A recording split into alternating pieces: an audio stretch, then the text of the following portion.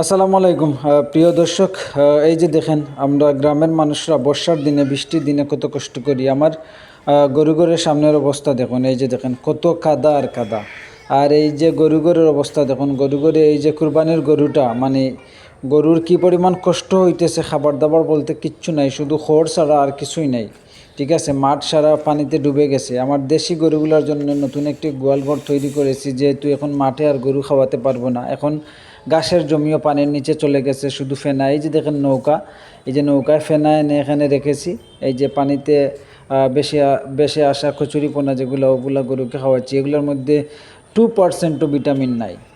আর অফিসে যাব, সেই জন্য এই যে রাস্তার অবস্থা একটু আপনাদের দেখাই। এই যে আমাদের বাড়ির রাস্তায় পানি উঠে গেছে, ইতিমধ্যে পানি উঠে গেছে। এখন তো কিছু করার নাই, আমাদের নৌকা আছে কিন্তু নৌকাতে যাওয়া সম্ভব না।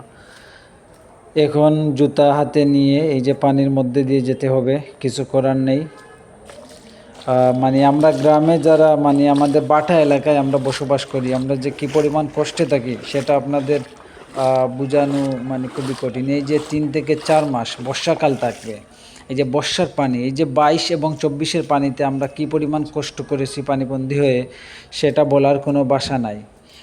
আর রাস্তাটাও মানে এই যে পানির কারণে ভেঙে ভেঙে যাচ্ছে, এইরকম অবস্থা। আপনাদের একটু দেখাই আমাদের বর্ষার দিনে, পানির দিনে গ্রামের রাস্তাগুলোর, কাঁচা রাস্তা, বিশেষ করে গ্রামে বেশিরভাগ তো সব জায়গায় কাঁচা রাস্তা পাওয়া যায় বেশি। আমাদের এলাকায় অনেক বছর হয়ে গেছে এই রাস্তাগুলো আরও নিচু ছিল, এই বছর মাটি ভরাট করা হয়েছে, যার জন্য এখনও পানি উঠে নাই। কিন্তু যদি মাটি ভরাট না হতো, এই যে দেখেন এগুলোতে মাটি ভরাট হয়েছে, যদি মাটি ভরাট না হতো তাহলে আমি এখন পানি বাই আমার যেতে হতো, এইরকম অবস্থা।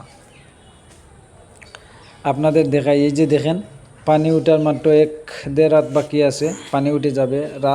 মাটি ভরানোর কারণে 1-1.5 রাত বাকি আছে, কিন্তু যদি মাটি আমরা না ভরাট করতাম তাহলে আমরা এখন হাঁটুর উপরেও পানি থাকতো। আমরা মানে পানি বা পানির দিকে, পানিতে আমরা আমাদের যাওয়া হতো। আর এই যে কাদা দেখেন, যে কাদা হইছে, কবে যে আমাদের এই গ্রামের রাস্তাগুলো পাকা হবে।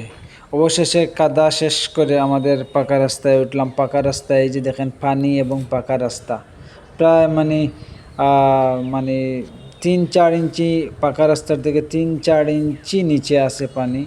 আর কিছু কিছু জায়গায় পাকা রাস্তার উপরেও পানি উঠে গেছে।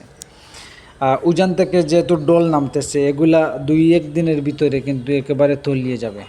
এই যে দেখেন পাকা রাস্তার উপরে পানি, জুতার পেকগুলা, কাদাগুলা ধুয়ে নিচ্ছি, কারণ সামনে আমাদের গাড়িতে উঠতে হবে।